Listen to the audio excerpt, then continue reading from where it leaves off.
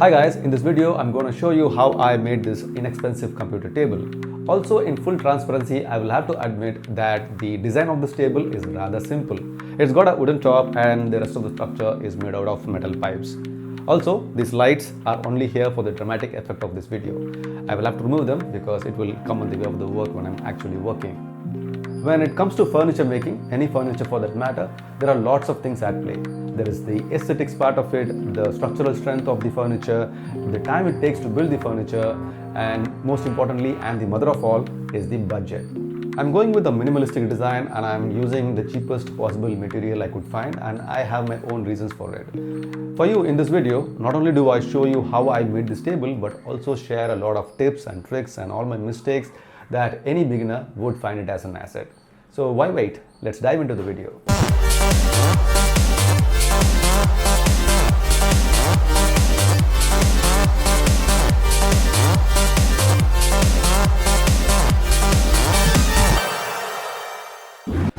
To begin with, I got the metal tubes, and these are 1-inch square pipes and 1.4 mm in thickness.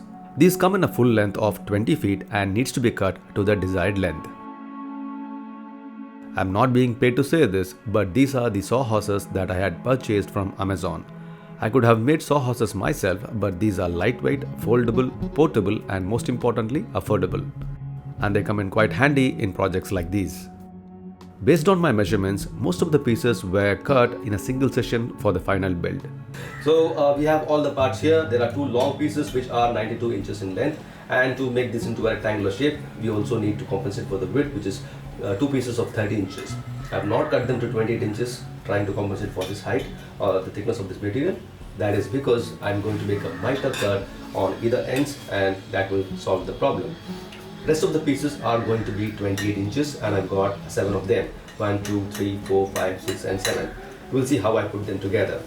There are going to be 8 legs, so 4 for each side, and the length of these pieces are 29 inches.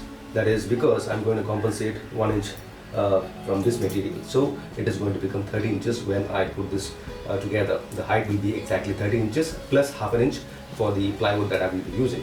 And I've got 8 pieces of them and two 22-inch pieces to form the side support for these legs, so that the legs are stable. And I also would need a couple of 44-inch pieces. Actually, it was supposed to be 48 inches if the entire table was going to be exactly 8 feet long, but when I did the math, it is coming to about 44 inches. I'm going to cut those pieces later once I put the entire table frame together. So the pieces are ready. Let's start building the table frame. This is the first miter cut I made for this project, and I tried to be as precise as possible.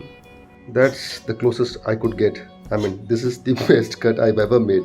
And likewise, I will have to do another cut on the 30 inches pieces, and we'll have 30 inch by 92 inch rectangle. The 4 pieces for the rectangular frame were laid on the floor just to check. On the first look, it seems okay, but examining closer, the cut is far from being okay.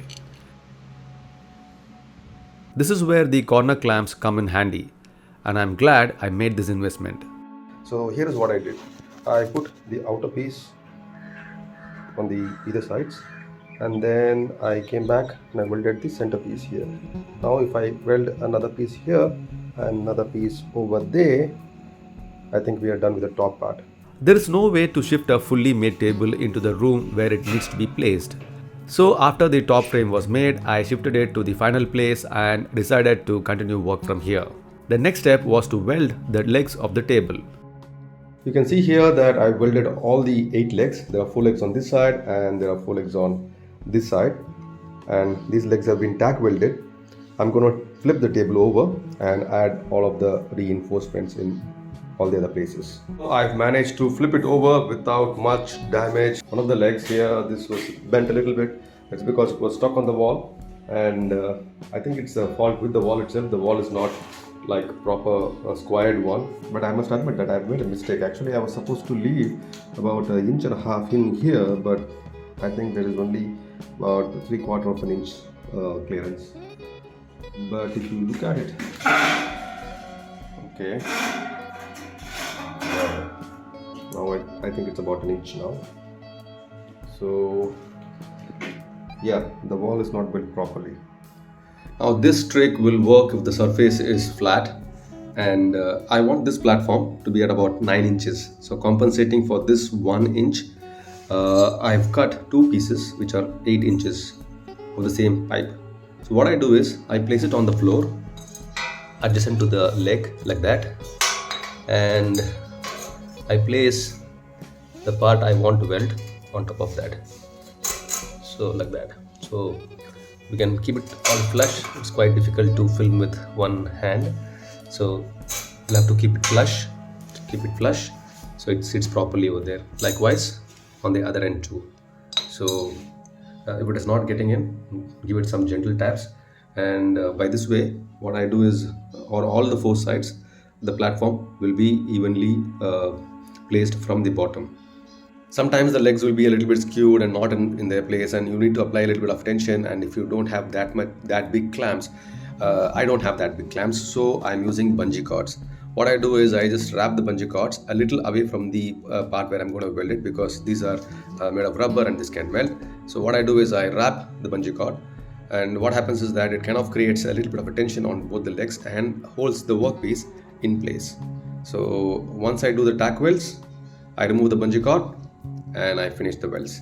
I've added the supports for the legs, 1, 2, 3, 4 on this side, 1, 2, 3, 4 on this side, and we don't want the table to bend in the middle, so I've added support, the back part here, and we cannot add a support here in the front because the chair has to slide in.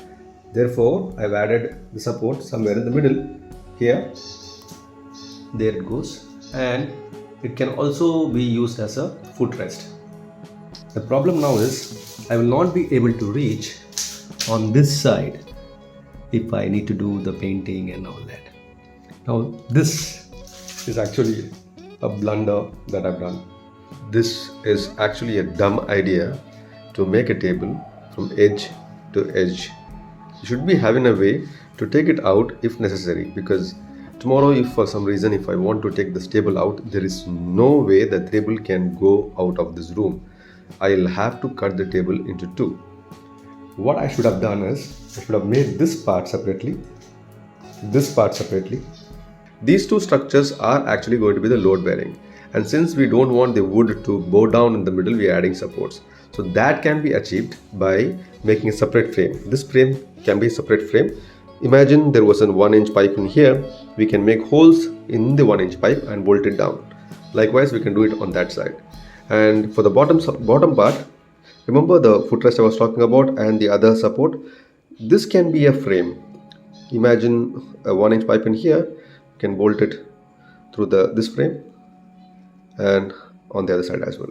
That should give the table the necessary stability, because all we're going to do is place the computer monitor. There is not going to be much of a load. Computer monitors together will not weigh more than 20 kilos. So I think this structure can hold that. So these are the mistakes that I've done. I think this will help you design something better. I cleaned the frames with steel wool and later with turpentine to clear any grease or oil. A small brush, a disposable 1-inch brush, is good enough for applying red oxide. I was not able to get to the side which was leaning against the wall, so I dabbed a piece of cotton and applied the coating with my fingers. For the tabletop, I'll be using pallet wood, and the reason for choosing pallet wood is it is a lot cheaper and I can leave the top with wood finish with all the grains visible. It's just a personal preference. Also, this way I don't need to invest in a veneer to cover the top side. There are many ideas to flatten both the top and the bottom side of a pallet wood and get it squared, but most of them would need me to build a jig or something. For me, I cannot do all that right now, so I just ran all of the planks through the table saw, trimming half an inch on one side. Then I readjusted the setting by reducing the width by half an inch and then ran the other side. The results are, in quotes, just good enough for this project, considering my shabby, unprofessional woodworking approach. To glue them and hold them together, I had to find a way to clamp them together. So I measured the length when all of the planks are placed side by side, and based on this length, which was almost 8.5 feet, I cut 4 pieces of metal pipes about 9 feet. Then I took a piece of pipe that was a tad smaller than the thickness of the plank. Now this will be welded to one end of the pipe. The idea here is this small piece will serve as a stopper, and since it's a bit smaller than the plank, we can place another pipe on top of it and clamp it. This way we could avoid warping of the board. Similarly, the other end is welded and I repeated the process to make a similar workpiece. Then I arranged the planks, checking and rechecking for the best fit possible. All these boards were glued and placed back again.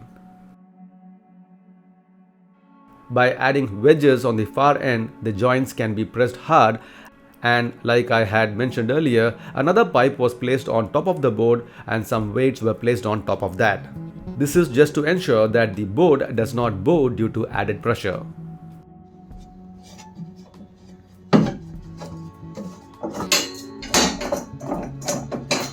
Next day, I lifted the board gently. The glue up was firm, but a large board like this can crumple on its own weight. A few spare blocks of wood were placed to raise the board a couple of inches above the floor. This is for the next step and to ensure that the circular saw blade does not hit the floor. Then I started cutting the board to the intended dimension. I removed material little by little in 2 or 3 passes.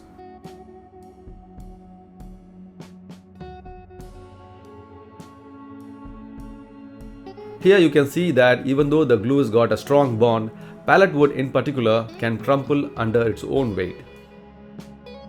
The only way I see that the board I've made will work is when fully formed, the top will rest on the metal frame. But if you are planning on a different structure, I would recommend 2 layers of planks arranged in opposing directions to add more strength and rigidity. I used the makeshift clamp I had made to hold the board firmly and shifted it to the other room. I started using an angle grinder to sand the first pass. Any woodworker would disagree with this step, but I alternated between an orbital sander and an angle grinder to sand the top. The top is not perfect, but I can live with this. Some seams which were not jointed properly were filled with wood filler. After this, I sanded the board again and finally finished by coating the surface with linseed oil. We are not done yet. The board has to be screwed to the metal frame. I took a scrap piece of tube and drilled a straight hole in it. This will be the template to make straight holes in the frame. This template piece was clamped to the main frame and holes were drilled on the table frame. The frame was then painted with matte black and the tabletop was carefully placed on the frame. After making sure that everything is aligned properly, the tabletop was clamped firmly to the metal frame. I went underside of the table frame and screwed the tabletop to the frame through the holes drilled on the frame earlier. Since the thickness of the board was quite random, I could not find the right size screws and these were jutting out on top of the table. Again, these were grinded down to a smooth finish and we are almost done with the table.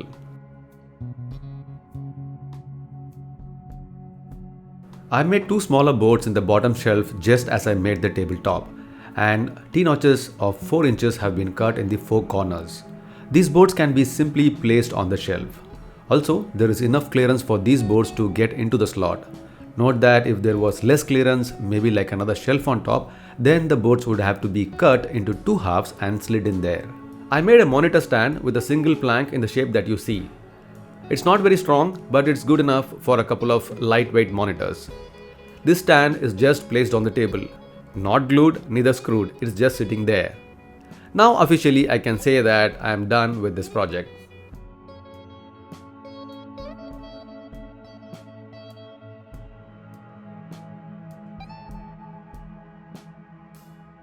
When I started this project, I had my own doubts whether I will be able to make it or not, and here we are. The table has turned out to be good, and just ignore whatever is on top of the table because most of my equipments are wired. I'll have to do a better wire management system later. It doesn't make sense to conceal them because I will be plugging and unplugging them quite often. Ever since I set this place up and I moved in, I'm finding myself more at peace and I'm being more productive. I hope you like this project of mine, and you can support me by doing a simple thing. Simply subscribe to my channel. I post videos on various subjects, various random subjects. That's because my interests are vivid. What can I say? With all that said, I'm Josh. Thanks for watching this video. I will see you in my next video. Until then, bye-bye.